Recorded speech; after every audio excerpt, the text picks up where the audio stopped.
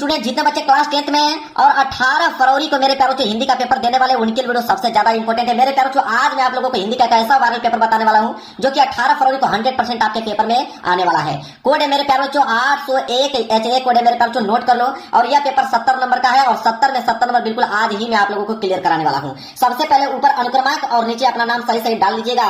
इस पेपर को हल करने के लिए आपके पास जो टाइम मिलेगा 3 घंटे 15 मिनट। 3 घंटे 15 मिनट के अंदर इस क्वेश्चन पेपर को सॉल्व करना होगा। जब नीचे आप बढ़ोगे तो नीचे आपको निर्देश देखने को मिलेगा। निर्देश पढ़ना बहुत ही ज्यादा कंपलसरी है। पहला निर्देश बोला है कि प्रारंभ के 15 मिनट परीक्षार्थियों को प्रश्न पत्र पढ़ने के लिए निर्धारित है। कहने का मतलब है कि 15 मिनट आपको टाइम दिया जाएगा इस क्वेश्चन पेपर को पढ़ने के लिए और 3 घंटे में इस क्वेश्चन पेपर को सॉल्व करना होगा। वहीं अगर हम बात करें दूसरे निर्देश को लेकर, बोला है कि प्रश्न पत्र 2 खंडों में, खंड अ तथा खंड ब में विभाजित है। यह पेपर 2 खंडों में बना हुआ है, एक तो खंड अ में, दूसरा खंड ब में। इसके बाद आता है तीसरा निर्देश। क्या कहता है? तीसरा निर्देश यह कहता है कि प्रश्न पत्र के खंड अ में बहुविकल्पीय प्रश्न है जिसमें सही विकल्प का चयन करके OMR शीट पर नीले अथवा काले बाल पॉइंट पेन से सही विकल्प वाले गोले को पूर्ण रूप से काला करें। मेरे प्यारे बच्चों, खंड अ में बहुविकल्पीय प्रश्न, कितना बहुविकल्पीय प्रश्न पूछेगा? 20 बहुविकल्पीय प्रश्न पूछेगा और उनका उत्तर आपको OMR शीट पे देना होगा। आप नीले पेन का यूज कर सकते हो या काले पेन का यूज कर सकते हो। पेन आपका बाल पॉइंट पेन होना चाहिए, जेल वाली पेन का इस्तेमाल नहीं करना है, इस बात को ध्यान में रखिएगा। चौथा निर्देश बोला है कि खंड अ में बहुविकल्पीय प्रश्न है तो प्रत्येक प्रश्न के लिए 1 अंक निर्धारित है। कह रहा है कि बहुविकल्पीय प्रश्न जो 20 बहुविकल्पीय प्रश्न पूछा जाएगा, कह रहा है एक प्रश्न 1 नंबर के लिए पूछा जाएगा, मतलब 20 प्रश्न 20 नंबर के लिए पूछेगा खंड अ में। इसके बाद आता है पांचवा, कह रहा है कि प्रश्न पत्र के खंड अ के प्रश्न हेतु 1 घंटा तथा खंड ब के प्रश्नों का हल करने हेतु 2 घंटे का समय निर्धारित है। मेरे प्यार बच्चों, कह रहा है कि खंड अ जिसमें 20 बहुविकल्पीय प्रश्न है उनको हल करने के लिए 1 घंटे का समय दिया गया है। मेरे प्यार बच्चों, 5 मिनट के अंदर सारे के सारे ऑब्जेक्टिव क्वेश्चन कर डालोगे। 5 मिनट के अंदर सारे के सारे ऑब्जेक्टिव क्वेश्चन खत्म, बाकी जितना भी टाइम बचेगा पूरा का पूरा खंड ब में लगा दीजिएगा हल करने के लिए। इसके बाद है लास्ट निर्देश कि प्रत्येक प्रश्न के सम्मुख उनके निर्धारित अंक दिए गए हैं। मतलब हर एक प्रश्न के आगे लिखा हुआ मिलेगा कि प्रश्न 1 नंबर का है, कि 2 नंबर का है, कि 4 नंबर का है, कि 6 नंबर का है। जितना भी नंबर का कोई भी प्रश्न होगा उसके सामने लिखा हुआ मिलेगा। तो यह था निर्देश पूरा डिटेल में मैंने पढ़ के आप लोगों को बता दिया। पेपर आप लोगों का इधर से स्टार्ट हो रहा है, मैं पेपर आप लोगों को दिखाता हूँ। देखिए पेपर आप लोगों का यहाँ से स्टार्ट है। सबसे पहले आया है खंड अ और खंड अ में बहुविकल्पीय प्रश्न सबसे पहले दिया गया है, जिसमें से पहला ही प्रश्न इतना सिंपल पूछा है कि आप इसका जवाब दे सकते हो कि शुक्ल युग के लेखक नहीं है। अब 4 ऑप्शन दे दिया है, पूछा कि शुक्ल युग के लेखक नहीं है इन 4 ऑप्शनों में से। यह प्रश्न 1 नंबर के लिए है। तो आपको मालूम है कि भारतेंदु हरिश्चंद्र जो है वह शुक्ल युग के लेखक नहीं है, इसलिए डी वाला ऑप्शन जो होगा बिल्कुल राइट आंसर हो जाएगा। क्लियर है? इसी तरह दूसरा प्रश्न देखिए क्या पूछा है कि पूस की रात कहानी के लेखक हैं। 1 नंबर के लिए प्रश्न है कि पूस की रात कहानी के लेखक इन 4 ऑप्शनों में से कौन है? तो वो है आपके मुंशी प्रेमचंद्र जी। बी वाला ऑप्शन जो होगा बिल्कुल राइट आंसर हो जाएगा। आगे बढ़ते हैं तीसरे प्रश्न की तरफ। कह रहा है कि सिंदूर की होली के नाटककार हैं। 1 नंबर के लिए प्रश्न है कि सिंदूर की होली के नाटककार इन 4 ऑप्शनों में से कौन है? तो वह है आपके option number C, Lakshmi Narayan Mishra ji. C वाला ऑप्शन जो होगा बिल्कुल राइट आंसर हो जाएगा। चौथा प्रश्न देख लो क्या है। कह रहा है कि रूस में 25 मास यात्रा वृत्त के लेखक है। 1 नंबर के लिए प्रश्न है। तो रूस में 25 मास यात्रा वृत्त के लेखक इन 4 ऑप्शनों में से कौन है? वह है आपके राहुल संकृत्यायन जी। कौन है? राहुल संकृत्यायन। ठीक है, क्या है? राहुल संकृत्यायन है। डी वाला ऑप्शन जो होगा बिल्कुल राइट आंसर हो जाएगा। चलिए आगे बढ़ते हैं। अगला प्रश्न देख लो, प्रश्न पांचवा क्या है कि माटी हो गई सोना संस्मरण के लेखक है। 1 नंबर के लिए प्रश्न है। तो माटी हो गई सोना संस्मरण के लेखक इन 4 ऑप्शनों में से कौन है? वह है आपके पहला वाला ऑप्शन कन्हैया लाल मिश्र प्रभाकर जी। ए वाला ऑप्शन जो होगा बिल्कुल राइट आंसर हो जाएगा। क्वेश्चन नंबर 6 देख लो क्या है कि रीति काल को अलंकृत काल किस विद्वान ने कहा है? 1 नंबर के लिए प्रश्न भी है। तो रीति काल को अलंकृत काल किस विद्वान ने कहा है? तो वो मिश्र बंधुओं ने कहा था। कौन कहा था? मिश्र बंधुओं ने कहा था। बी वाला ऑप्शन जो होगा बिल्कुल राइट आंसर हो जाएगा। अगला प्रश्न देख लीजिए, प्रश्न संख्या 7वां। कह रहा है कि निम्नलिखित में से कौन सी कृति जो है रीतिकालीन कवि देव की नहीं है? 1 नंबर के लिए प्रश्न है। तो कौन सा ऐसा कृति है इन 4 ऑप्शनों में से जो रीतिकालीन कवि देव की नहीं है? तो वह है आपका कवि प्रिया। पहला वाला ऑप्शन जो होगा बिल्कुल राइट आंसर हो जाएगा, ए वाला कवि प्रिया। 8वां प्रश्न क्या देखिए, कह रहा है कि भारतेंदु युग की विशेषता या प्रवृत्ति नहीं है। देखिए विशेषता प्रवृत्ति दोनों चीजें एक ही होता है। बोला है कि भारतेंदु युग की विशेषता या प्रवृत्ति नहीं है। 1 नंबर के लिए प्रश्न है। तो मेरे प्यारे बच्चों, काव्य भाषा के रूप में खड़ी बोली का प्रयोग, यह जो है विशेषता नहीं है भारतेंदु युग की। डी वाला ऑप्शन जो होगा बिल्कुल राइट आंसर हो जाएगा। क्वेश्चन नंबर 9 देख लीजिए क्या है कि वर्ष 1943 में प्रकाशित तार सप्तक का संपादन किसने किया? 1 नंबर के लिए प्रश्न है। तो कौन संपादन किया तार सप्तक का? वो भी सन 1943 ईस्वी में। तो वह थे आपके सचिदानंद हीरानंद वत्सयान अज्ञे जी। डी वाला ऑप्शन जो होगा बिल्कुल राइट आंसर हो जाएगा।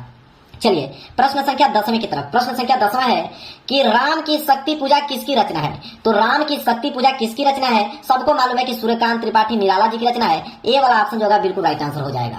अगला प्रश्न देख लीजिए क्या है। प्रश्न संख्या यहाँ पे 11। प्रश्न संख्या 11 है कि हाथी जैसी देह है, गेंडे जैसी खाल, तरबूजे सी खोपड़ी, खरबूजे से गाल। कह रहा है कि उपयुक्त पंक्ति में कौन सा रस है। एक नंबर के लिए प्रश्न है, किस रस का प्रयोग किया गया है इस पंक्ति में मेरे प्यारे बच्चों। तो इसमें जो है हास्य रस का प्रयोग किया गया है। डी वाला ऑप्शन जो होगा बिल्कुल राइट आंसर हो जाएगा। आगे बढ़ते हैं अगले प्रश्न की तरफ। प्रश्न संख्या 12 कह रहा है कि उस काल मारे क्रोध के तन कांपने उसका लगा, मानो हवा के वेग से सोता हुआ सागर जगा। कह रहा है कि उपयुक्त रेखांकित पंक्ति में कौन सा अलंकार है। एक नंबर के लिए प्रश्न है मेरे प्यारे बच्चों। तो इसमें किस अलंकार का प्रयोग किया गया है। तो इसमें उत्प्रेक्षा अलंकार का प्रयोग किया गया। मैं ऑप्शन दिखाता हूं आपको। देखिए उत्प्रेक्षा अलंकार मतलब सी वाला ऑप्शन जो होगा बिल्कुल राइट आंसर हो जाएगा। चलिए आगे बढ़ते हैं अगले प्रश्न की तरफ। प्रश्न संख्या 13। प्रश्न संख्या 13 क्या है उसको देखिए। कह रहा है कि जो सुमिरत सीधी हुई, गणनायक करिवर बदन, करहु अनुग्रह सोई, बुद्धि राशि सुगुण सदन। कह रहा है कि उपयुक्त पंक्ति में प्रयुक्त छंद है, मतलब किस छंद का प्रयोग किया गया इस पंक्ति में। तो इसमें जो है मेरे प्यारे बच्चों सोरठा का प्रयोग किया गया है। किसका। सोरठा का। ए वाला ऑप्शन जो होगा बिल्कुल राइट आंसर हो जाएगा। वहीं प्रश्न संख्या 14 देख लीजिए। प्रश्न संख्या 14 है, प्रश्न संख्या 14 देख लीजिए कि निम्नलिखित में से किस शब्द में अनु उपसर्ग का प्रयोग नहीं हुआ है।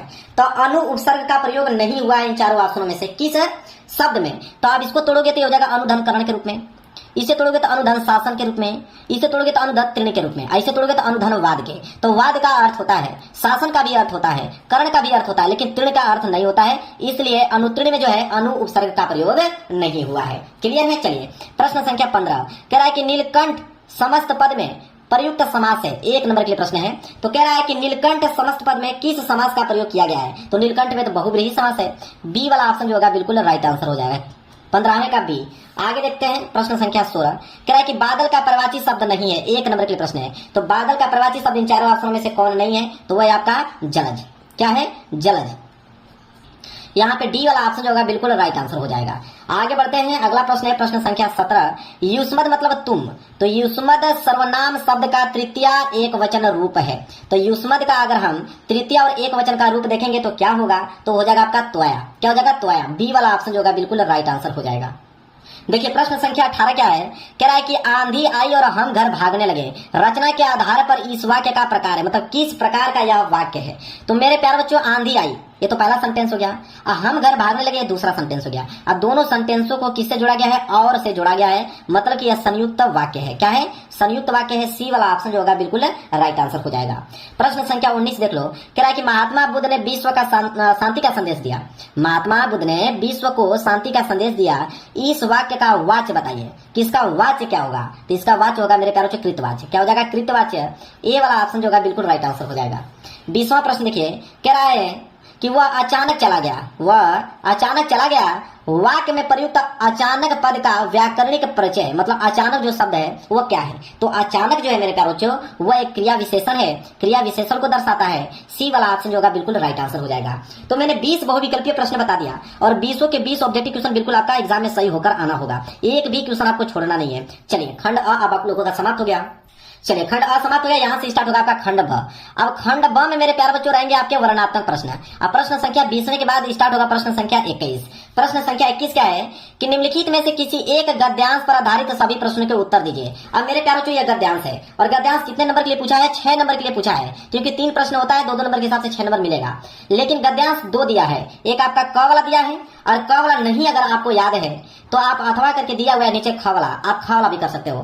तो क और ख दोनों में से कोई एक ही आपको करना है। मैं इसका उत्तर आपको दोनों का बताऊंगा, जो आपको आसान लगेगा उसको याद करके जाइएगा, उसको करके आइएगा। तो पहले क वाला देखते हैं। क वाला क्या है कि कुसंग का ज्वर सबसे भयानक होता है। यह केवल नीति और सद्वृत्ति का विनाश नहीं करता बल्कि बुद्धि का भी क्षय करता है। किसी युवा पुरुष की संगति यदि बुरी होगी तो उसके पैरों में बंदी चक्की के समान होगी, जो उसे दिन दिन अवनति के गड्ढे में गिराती जाएगी, और यदि अच्छी होगी तो सहारा देने वाली बाहु के समान होगी, जो उसे निरंतर उन्नति की ओर ले जाएगी। बहुत इंपोर्टेंट यहाँ पे गद्यांश दे रखा है। 3 प्रश्न है। पहला है कि उपयुक्त गद्यांश का संदर्भ लिखिए, 2 नंबर इस पे आप लोगों को मिलेगा। तो देखिए उत्तर हम लोग कैसे लिखेंगे। तो लिखेंगे उत्तर में 21वें का क, हिंट डाल देंगे कि कुसंग का ज्वर लास्ट में ले जाएंगे ले जाएगी, ताकि हिंट से समझ में आ जाएगा एग्जामिनर को कि आपके कौन सा गद्यांश किया हुआ है। इसके बाद यहाँ पे संदर्भ पूछा था, तो पहला प्रश्न है यहाँ पे हम लोग हेडिंग डालेंगे संदर्भ। संदर्भ में लिखेंगे कि प्रस्तुत गद अवतरण आचार्य रामचंद्र शुक्ल द्वारा लिखित एवं हमारी पाठ्य पुस्तक हिंदी के गद खंड में संकलित मित्रता नामक निबंध से अवतरित है। मतलब कि मित्रता चैप्टर से लिया गया है और इसके जो लेखक हैं वो कौन है? आचार्य रामचंद्र शुक्ल जी हैं। क्लियर है? चलिए यहां से 2 नंबर आप लोगों का पक्का हो गया। इसके बाद दूसरा प्रश्न है कि गद्यांश के रेखांकित अंश की व्याख्या कीजिए। 2 नंबर इसमें भी मिलेगा, जहां तक अंडरलाइन किया गया है कि कुसंग का जोर सबसे भयानक होता है, यह केवल नीति और सद्विति का ही नाश नहीं करता बल्कि बुद्धि का भी क्षय करता है। इसका आप लोगों को व्याख्या बताना पड़ेगा। तो देखिए व्याख्या कैसे लिखोगे, तो देखिए दूसरे का उत्तर रेखांकित अंश की व्याख्या आप हेडिंग बना लीजिए। लिखिए कि शुक्ल जी कहते हैं कि बुरी संगति घातक बुखार के समान हानिकारक होती है। जिस तरह कोई व्यक्ति यदि भयानक ज्वर से ग्रसित हो तो वह ज्वर उसके शरीर और स्वास्थ्य को नष्ट कर देता है तथा कभी कभी प्राण भी ले लेता है, उसी प्रकार बुरी संगति जो है हमारी नैतिकता, सदाचार, मन तथा बुद्धि को भी नष्ट कर देती है। क्लियर है? चलिए तो 2 नंबर यहां से भी आप लोगों का क्लियर हो गया। इसके बाद तीसरा प्रश्न है कि कुसंग की तुलना किससे की गई है? 2 नंबर यहां से मिलेगा। तो कुसंग की तुलना किससे की गई है? तो चलिए इसका उत्तर कैसे आप लिखोगे, ध्यान दीजिए। तीसरे का उत्तर लिखोगे कि कुसंग की जो तुलना है पैरों में बंदी चक्की से की गई है, जो व्यक्ति को दिन प्रतिदिन अवनति के गड्ढे में गिराती जाती है। चलिए 2 नंबर यहां से क्लियर भी हो गया। तो तीनों प्रश्नों का मैंने उत्तर बता दिया, 6 नंबर आपको क्लियर हो गया। अगर ये एग्जाम नहीं करना चाहते हैं तो आप ये वाला एग्जाम में करके चले आइए कि ईर्ष्या की बड़ी बेटी का नाम निंदा है। जो व्यक्ति ईर्ष्यालु होता है वही व्यक्ति बुरे किस्म का निंदक भी होता है। दूसरों की निंदा वह इसलिए करता है कि इस प्रकार दूसरे लोग जनता अथवा मित्रों की आंखों से गिर जाएंगे और तब जो स्थान रिक्त होगा उस पर अनायास में ही बैठा दिया जाऊंगा। अब इसके नीचे भी 3 प्रश्न है। पहला है कि उपयुक्त गद्यांश का संदर्भ लिखिए, 2 नंबर यहां से मिलेगा। तो चलिए मैं इसका उत्तर बताता हूं। तो इसका हमें लिखना है संदर्भ। तो देखिए सबसे पहले आप हिंट लिख दीजिए, जैसे खवला है ईर्ष्या की बड़ी बेटी, शुरू की लाइन लिख दीजिए, डॉट डॉट लास्ट का लाइन लिख दीजिए, बैठा दिया जाऊंगा ताकि एग्जामिनर को समझ में आ जाएगा आपने कौन सा गद्यांश किया हुआ है। इसके बाद पहला प्रश्न क्या बोला था? संदर्भ। हेडिंग डालिए, लिखिए कि प्रस्तुत गद्य अवतरण हमारी पाठ्य पुस्तक हिंदी के गद्य खंड में संकलित एवं श्री रामधारी सिंह दिनकर द्वारा लिखित ईर्ष्या तू न गई मेरे मन से नामक मनोवैज्ञानिक निबंध से उद्धृत है। कहने का मतलब है कि किस चैप्टर से लिया गया है? ईर्ष्या तू न गई मेरे मन से। कौन लिखे हैं? तो रामधारी सिंह दिनकर जी लिखे हैं। 2 नंबर आपको मिल गया। इसके बाद है कि गद्यांश के रेखांकित अंश की व्याख्या कीजिए, 2 नंबर यहां मिलेगा कि ईर्ष्या की बड़ी बेटी का नाम निंदा है। जो व्यक्ति ईर्ष्यालु होता है वही व्यक्ति बुरे किस्म का निंदक भी होता है। यहां तक अंडरलाइन किया गया है, इसका हमें व्याख्या बताना है। चलिए देखिए व्याख्या कैसे लिखोगे आप, तो व्याख्या नोट कीजिए, खा वाला मतलब दूसरे वाला का रेखांकित अंश की व्याख्या डाल लीजिए। लिखिए कि दिनकर जी का मत है कि जैसे ही हमारे मन में ईर्ष्या की भावना जन्म लेती है वैसे ही निंदा की भावना भी उत्पन्न होती है। इसलिए निंदा को ईर्ष्या की बड़ी बेटी अथवा पहली संतान कहा गया है। जो व्यक्ति किसी के प्रति ईर्ष्यालु होता है वह अत्यंत बढ़ा चढ़ाकर उसकी बुराई करता है। बस इतना ही आपको लिखना है, 2 नंबर आपको मिल जाएगा। तीसरा कि ईर्ष्यालु व्यक्ति दूसरों की निंदा क्यों करता है? 2 नंबर यहां से आपको मिलेंगे। तो इसका भी आंसर हम बताते हैं, नोट कीजिए। तीसरे का कि ईर्ष्यालु व्यक्ति दूसरों की निंदा यह सोचकर करता है कि जब निंदित व्यक्ति समाज की नजरों से गिर जाएगा तब उसके स्थान पर वह स्वयं विराजमान हो जाएगा। क्लियर है? चलिए तो यहां से 6 नंबर आपको मिल गया। तो मैंने दोनों बताया आप लोगों को, क वाला भी बता दिया और नीचे अथवा करके ख वाला बता दिया। तो जो आपको आसान लगा होगा उसको याद करके जाइएगा, एग्जाम में उसको करके आइएगा। चलिए अब आता है प्रश्न संख्या 22। प्रश्न संख्या 22 है कि निम्नलिखित में से किसी एक पद्यांश पर आधारित सभी प्रश्न का उत्तर दीजिए। अब यह पद्यांश आ गया, अभी हमने गद्यांश करके आया प्रश्न संख्या 21, प्रश्न संख्या 22 पद्यांश है।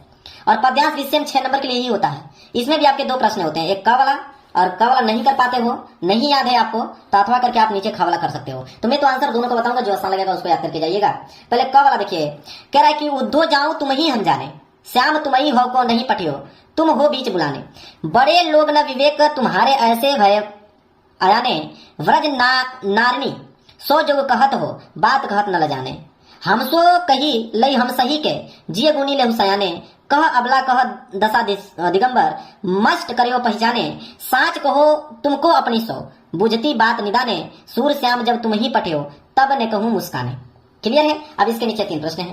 पहला है कि उपयुक्त पद्यांश का संदर्भ लिखिए, 2 नंबर। तो इसका संदर्भ लिखना है, तो देखिए कैसे लिखोगे। प्रश्न संख्या 22, तो देखिए 22 का क, सबसे पहले आप हिंट लिख दीजिए, संकेत। इसके बाद पहला प्रश्न है संदर्भ। यह पद श्री सूरदास द्वारा रचित सुरसागर नामक ग्रंथ से हमारी पाठ्य पुस्तक हिंदी के काव्यखंड में संकलित पद शीर्षक से उद्धृत है। मतलब सूरदास जी लिखे हुए हैं, सुरसागर नामक ग्रंथ से लिया गया है यह पद्यांश। बस इतना ही आपको लिखना है, यहां से आप लोगों के 2 नंबर बिल्कुल क्लियर हो जाएंगे। इसके बाद है कि पद्यांश के रेखांकित अंश की व्याख्या कीजिए, 2 नंबर। जहां तक अंडरलाइन किया गया, तो मैं अंडरलाइन दिखाता हूं, 2 ही लाइन तो किया गया है कि हमसो कही लई हम सखी के जिय गुनी ले सयाने, कह अबला कह दशा दिगंबर मस्ट करियो पहचाने। अब इसका हमें क्या बताना है मेरे प्यारों को? व्याख्या बताना है। चलिए व्याख्या नोट कीजिए। व्याख्या कैसे नोट करोगे? दूसरे रेखांकित अंश की व्याख्या नहीं डालोगे, लिखोगे कि तुम अच्छी प्रकार मन में विचार लो कि हमसे ऐसा कह दिया तो कह दिया, अब व्रज में किसी अन्य से ऐसी बात न कहना, हमने तो सहन भी कर लिया, कोई दूसरी गोपी इसे सहन नहीं करेगी, कहा तो हम अबला नारियों और कहा योगी की नग्न अवस्था। अब तुम चुप हो जाओ और सोच समझकर बात कहो। ये उसका क्या रेखांकित अंश की व्याख्या है। इसके नीचे एक प्रश्न और है कि व्रज नारनी सो जोग कहत हो, बात कहत न लजाने से क्या तात्पर्य है, स्पष्ट कीजिए। 2 नंबर इस पे मिलेगा। तो चलिए इसका हम भी आंसर बताते हैं, नोट कीजिए। तो इसका आंसर है तीसरे का कि उद्धव गोपियों से निर्गुण ब्रह्मा व योगी की बात कहते हैं। तो गोपियां उद्धव से कहती हैं कि व्रज की नारियों से योगी की बात करते हुए तुम्हें लज्जा नहीं आ रही है, क्योंकि वे श्री कृष्ण को अपना आराध्य मानती थी। चलिए ये भी प्रश्न हो गया। हाँ, अगर ये प्रश्न नहीं करना चाहते हो तो अथवा करके नीचे आपको प्रश्न दिया गया, इसको कर लीजिए कि चाह नहीं मैं सुरबाला के गहनों में गूंथा जाऊं, चाह नहीं प्रेमी माला में बिंद प्यारी को ललचाऊं, चाह नहीं सम्राटों की सौ पर हे हरि डाला जाऊं, चाह नहीं देवों के सिर पर चढ़ूं भाग्य पर इछलाऊं, मुझे तोड़ लेना बनमाली उस पथ पे देना तुम फेंक, मातृभूमि पर शीश चढ़ाने जिस पथ जावे वीर अनेक। चलिए इसके नीचे भी 3 प्रश्न हैं। देखिए जिसमें से पहला प्रश्न है कि उपयुक्त पद्यांश का संदर्भ लिखिए, 2 नंबर मिलेगा। तो चलिए देखिए संदर्भ कैसे लिखेंगे। तो देखिए ख वाला सबसे पहले आप हिंट और संकेत लिख दीजिए, इसके बाद संदर्भ पहले यानी संदर्भ डालिए। लिखेंगे कि प्रस्तुत कविता हमारी पाठ्य पुस्तक हिंदी के काव्य खंड में संकलित और माखनलाल चतुर्वेदी द्वारा रचित पुष्प की अभिलाषा शीर्षक कविता से अवतरित है, और यह कविता चतुर्वेदी जी के युग चरण नामक काव्य संग्रह से संग्रहित है। मतलब कि पुष्प की अभिलाषा चैप्टर से लिया गया है, और इसके जो कवि हैं माखनलाल चतुर्वेदी जी हैं। बस इतना ही आपको लिखना है। इसके बाद है दूसरा कि पद्यांश के रेखांकित अंश की व्याख्या कीजिए, 2 नंबर यहां से मिलेगा। जहां तक अंडरलाइन किया गया था मैं दिखाता हूं आप लोगों को। देखिए अंडरलाइन किया गया था 2 लाइनों को, एक चाह नहीं मैं सुरबाला के गहनों में गूंथा जाऊं, चाह नहीं प्रेमी माला के मैं बिंद प्यारी को ललचाऊं। इसका हमें क्या बताना है, व्याख्या बताना है। चलिए व्याख्या कैसे नोट करोगे उसको नोट कीजिए। दूसरा का व्याख्या लिखेंगे कि कवि अपनी देश प्रेम की भावना को पुष्प की अभिलाषा के रूप में व्यक्त करते हुए कहता है कि मेरी इच्छा किसी देवाला के आभूषणों में गूंथे जाने की नहीं है, मेरी इच्छा यह भी नहीं है कि मैं प्रेमियों को प्रसन्न करने के लिए प्रेमी द्वारा बनाई गई माला में पिरोया जाऊं और प्रेमिका के मन को आकर्षित करूं। यह हो गया रेखांकित अंश का व्याख्या। चलिए एक प्रश्न और है नीचे कि पुष्प बनमाली के समक्ष अपनी कौन सी इच्छा चाह प्रकट करता है, 2 नंबर इस पे भी मिलेगा। तो देखिए इसका उत्तर कैसे आप लिखोगे, तो इसका उत्तर लिखोगे तीसरे का कि पुष्प बनमाली के समक्ष अपनी इच्छा चाह प्रकट करता है कि उसे तोड़कर उस मार्ग में डाल देना जिस मार्ग से होकर अनेक राष्ट्र भक्त वीर मातृभूमि पर अपने प्राणों का बलिदान करने के लिए जाते हैं। क्लियर है। चलिए अब आएंगे हम प्रश्न संख्या 23 की तरफ। प्रश्न संख्या 23 है कि नीचे दिए गए संस्कृत गद्यांश में से किसी एक का संदर्भ सहित हिंदी में अनुवाद कीजिए। अब ये संस्कृत का गद्यांश आ गया। संस्कृत का गद्यांश देखिए 5 नंबर के लिए दिया है, 2 नंबर संदर्भ में, 3 नंबर हिंदी अनुवाद पे। इसमें भी 2 ऑप्शन है, एक आपका क वाला है, क वाला अगर नहीं करते हो तो अथवा करके नीचे आपको ख वाला दिया गया है। तो पहले क वाला देते हैं, वाराणसी प्राचीन काल देव गेह गेह विद्या। ठीक है, यहां से लेके यहां तक है। इसका आप लोगों को संदर्भ सहित हिंदी में अनुवाद करना होगा। पहले आप इसका संदर्भ लिखिए, फिर इसका अनुवाद लिखिए। प्रश्न संख्या 23 का क। तो देखिए प्रश्न संख्या 23 का क, सबसे पहले आप क्या लिखोगे, संकेत लिखोगे। संकेत लिखने के बाद लिखोगे संदर्भ कि प्रस्तुत गद्यांश हमारी पाठ्य पुस्तक हिंदी के संस्कृत खंड के वाराणसी पाठ से उद्धृत है, मतलब वाराणसी चैप्टर से लिया गया है। और इसमें प्रसंग भी आप लिखोगे। प्रसंग का मतलब होता है कि इस पूरे के पूरे गद्यांश में किन चीजों के बारे में बात की गई है। तो प्रसंग में लिखोगे कि इस गद्यांश में वाराणसी की ऐतिहासिकता तथा अवस्थिति के विषय में बताया गया है। अब इसका अनुवाद लिखोगे। अनुवाद डालने के बाद लिखोगे कि वाराणसी में प्राचीन काल से ही घर घर में विद्या की अलौकिक ज्योति प्रकाशित होती रही है। आज भी यहाँ संस्कृत वाणी की धारा निरंतर प्रवाहित रहती है और लोगों का ज्ञान बढ़ाती है। यहाँ पर अनेक आचार्य उच्च कोटि के विद्वान वैदिक साहित्य के अध्ययन और अध्यापन में इस समय भी लगे हुए हैं। केवल भारतवासी ही नहीं अपितु विदेशों से भी संस्कृत भाषा के अध्ययन के लिए यहाँ आते हैं और निःशुल्क विद्या ग्रहण करते हैं। तो यह उसका अनुवाद हो गया। 5 नंबर बिल्कुल आप लोगों को क्लियर हो गया। चलिए अगर ये प्रश्न नहीं करना चाहते हो तो अथवा करके नीचे वाला दिया है एकदा बहव जना, तो यहां से लेके यहां तक है। इसका भी सेम आपको संदर्भ सहित हिंदी में अनुवाद ही करना है। या तो ऊपर वाला कर लीजिए क वाला, या तो नीचे वाला ख वाला कर लीजिए। दोनों 5 नंबर आपको दे देंगे। तो देखिए सबसे पहले यहाँ पे अथवा वाला और यहाँ पे ख, इसका सबसे पहले आप संकेत लिखोगे। संकेत लिखने के बाद आप संदर्भ लिखोगे। संदर्भ में नोट करो कि प्रस्तुत गद्यांश हमारी पाठ्य पुस्तक संस्कृत खंड के प्रभुत्व ग्रामीण पाठक नामक से अवतरित है। मतलब कहने का मतलब है कि प्रभुत्व ग्रामीण चैप्टर से लिया गया है। इसके बाद इसका लिखोगे हिंदी अनुवाद। हिंदी अनुवाद में लिखोगे कि एक बार बहुत सारे आदमी ट्रेन में चढ़कर शहर की ओर जा रहे थे। उनमें कुछ ग्रामीण और कुछ शहरी थे। उनके मौन रहने पर एक शहरी ने ग्रामीणों का उपहास करते हुए कहा कि ग्रामीण आज भी पहले की तरह अशिक्षित और मूर्ख हैं, न उनका विकास हुआ और न हो सकता है। उसके इस प्रकार के कथन को सुनकर कोई चतुर ग्रामीण बोला, हे शिष्ट शहरी, आप ही कुछ कहें, क्योंकि आप ही शिक्षित और बहुत जानकार हैं। यह सुनकर उस शहरी ने घमंड के साथ गर्दन को ऊंचा उठाकर कहा, कहूंगा, किंतु पहले शर्त बदल लेनी चाहिए। यह उसका क्या हो गया, हिंदी अनुवाद हो गया। चलिए अब हम आ जाएंगे प्रश्न संख्या 24 की तरफ। प्रश्न संख्या 23 खत्म।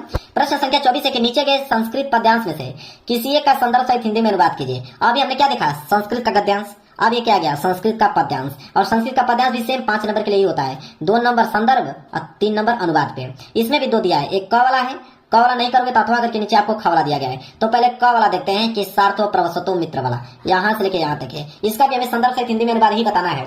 तो पहले 24 का क, देखिए 24 का क, सबसे पहले आप संकेत लिखोगे। संकेत लिखने के बाद लिखोगे संदर्भ, कि प्रस्तुत श्लोक हमारी पाठ्य पुस्तक हिंदी के संस्कृत खंड से संकलित जीवन सूत्राणी नामक पाठ से अवतरित है। मतलब जीवन सूत्राणु चैप्टर से लिया गया है, ठीक है, जीवन सूत्राणु चैप्टर से लिया गया है। और इसका हिंदी अनुवाद की अगर हम बात करें तो हिंदी अनुवाद इसका क्या होगा कि एक मित्र उस व्यक्ति के लिए मित्र होता है जो दूर रहता है, और एक पत्नी उस व्यक्ति के लिए मित्र होती है जो घर पर होता है।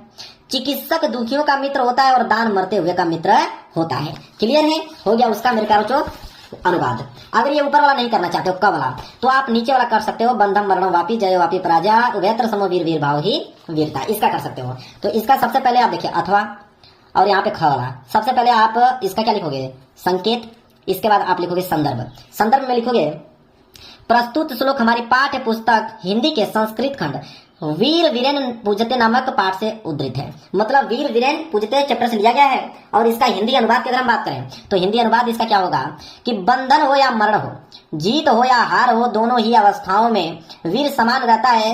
वीर भाव को ही हम क्या कहते हैं, वीरता कहते हैं। क्लियर है, चलिए आगे बढ़ेंगे अगले प्रश्न की तरफ। प्रश्न संख्या 25। प्रश्न संख्या 25 है कि अपने पठित खंड काव्य के आधार पर निम्नलिखित प्रश्नों में से किसी एक प्रश्न का उत्तर दीजिए। 3 नंबर आपको मिलेगा। अब यह है आपका खंड काव्य, और खंड काव्य मेरे प्यारे बच्चों जिला वाइज आता है। क्या आता है, जिला वाइज। आपके जो जिला में खंड काव्य पूछा जाता है वही आपको पेपर में करके आना है। आप ट्यूशन बैंक में देख लो, किताब में देख लो कि आप किस डिस्ट्रिक्ट से, किस जिला से बिलोंग करते हो और आपको कौन सा खंड काव्य करना है।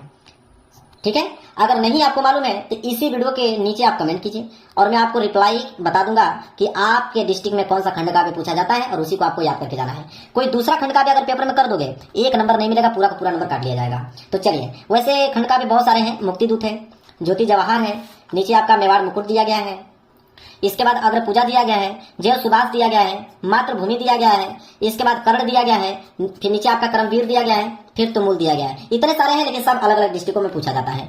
इसके बाद प्रश्न संख्या 26 का क। 26 का क है कि दिए गए लेखकों में से किसी एक का जीवन परिचय देते हुए उनके एक प्रमुख रचना का उल्लेख कीजिए। 5 नंबर मिलेगा। देखिए 3 नंबर तो जीवन परिचय पे मिलता है और 2 नंबर मिलता है रचनाएं पर, तब जाके आप लोगों को 5 नंबर मिलता है। और आपके पास ऑप्शन 4 है, या तो आचार्य रामचंद्र शुक्ल, या तो डॉक्टर राजेंद्र प्रसाद जी का लिख लीजिए, या तो पद्मलाल पूनालाल बख्शी जी का, या तो रामधारी सिंह दिनकर। 4 लोगों में से किसी एक का जीवन परिचय लिखना है। मैं आप लोगों का बता देता हूँ यहाँ पे आचार्य रामचंद्र शुक्ल जी का। ठीक है, आचार्य रामचंद्र शुक्ल जी का लिखे यहाँ पे जीवन परिचय। तो सबसे पहले 26 का क, आचार्य रामचंद्र शुक्ल जी, यहाँ हेडिंग डालोगे जीवन परिचय, फिर लिखना प्रारंभ करोगे कि प्रसिद्ध आलोचक, निबंधकार एवं साहित्यकार, इतिहासकार। ठीक है, आचार्य रामचंद्र शुक्ल जी का जन्म, आप चाहोगे तो ये पूरा लाइन हटा दोगे, आप डायरेक्ट लिख सकते हो कि आचार्य रामचंद्र शुक्ल जी का जन्म सन 1884 ईस्वी में बस्ती जिले के अगोना नामक ग्राम में हुआ था। पिता का नाम चंद्रबली शुक्ल था। आचार्य रामचंद्र शुक्ल जी ने हाई स्कूल की परीक्षा मिशन स्कूल मिर्जापुर से उत्तीर्ण की और इंटरमीडिएट की परीक्षा अंतिम वर्ष में ही छूट गई थी। शुक्ल जी ने मिर्जापुर के न्यायालय में नौकरी कर ली, किंतु किसी कारण से छोड़ दी। बाद में मिर्जापुर के मिशन स्कूल में चित्रकला के अध्यापक हो गए। स्वाध्याय से उन्होंने हिंदी, अंग्रेजी, संस्कृत, बांग्ला आदि भाषाओं का अच्छा ज्ञान प्राप्त कर लिया। पत्र पत्रिकाओं में लिखना आरंभ कर दिया। बाद में इनकी नियुक्ति जो है काशी हिंदू विश्वविद्यालय में हिंदी के प्राध्यापक पद पर हो गई। बाबू श्याम सुंदर दास के पश्चात आचार्य रामचंद्र शुक्ल जी हिंदी विभाग के अध्यक्ष बने। इसी पद पर कार्य करते हुए सन 1941 में हिंदी साहित्य का आलोचक पंच तत्वों में लीन हो गया, मतलब उनकी डेथ हो गई। रचनाएं की अगर हम बात करें, रचनाएं लिखना जरूरी है, 2 नंबर मिलेगा। रचनाएं चिंतामणि, रस मीमांसा, विचार विधि।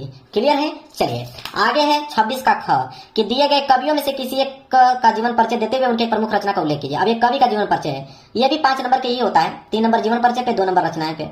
या तो आप मैथिली शरण गुप्त जी का लिख लीजिए, या तो आप बिहारी लाल जी का लिख लीजिए, या तो महाकवि सूरदास जी का, या तो सुभद्रा कुमारी चौहान जी का। तो चारों में से किसी एक का ही आपको जीवन परिचय लिखना है। मैं सूरदास जी का आप लोगों को बता देता हूँ, 3रे नंबर। ठीक है, सूरदास जी का लिखे कि महाकवि सूरदास का जन्म जो हुआ था रूनकता नामक ग्राम में सन 1478 ईस्वी में पंडित रामदास के घर पे हुआ था। पंडित रामदास सारस्वत ब्राह्मण थे। कुछ विद्वान सिही नामक स्थान को सूरदास का जन्म स्थल मानते हैं। सूरदास जन्म मान थे, मतलब जन्म से अंधे थे या नहीं, इस संबंध में भी अनेक मत हैं। कुछ लोगों का कहना है कि बाल मनोवृत्तियों मानव स्वभाव का जैसा सूक्ष्म और सुंदर वर्णन सूरदास ने किया वैसा कोई जन्मांध व्यक्ति कर ही नहीं सकता, इसलिए ऐसा प्रतीत होता है कि वह संभवतः बाद में अंधे हुए होंगे। सूरदास जी श्री वल्लभाचार्य के शिष्य थे। वे मथुरा के गौ घाट पर श्रीनाथ जी के मंदिर में रहते थे। सूरदास का विवाह भी हुआ था। विरक्त होने से पहले वे अपने परिवार के साथ ही रहा करते थे। पहले वे दीनता के पद गाया करते थे, किंतु वल्लभाचार्य के संपर्क में आने के बाद वे कृष्ण लीला का गान करने लगे।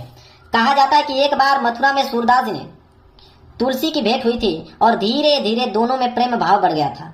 सूर से प्रभावित होकर ही तुलसीदास ने श्री कृष्ण गीतावली की रचना की थी। सूरदास जी की मृत्यु सन 1583 में गोवर्धन के पास परसौली नामक ग्राम में हुआ था। मृत्यु के समय महाप्रभु वल्लभाचार्य के सुपुत्र विठलनाथ जी वहां पे उपस्थित थे।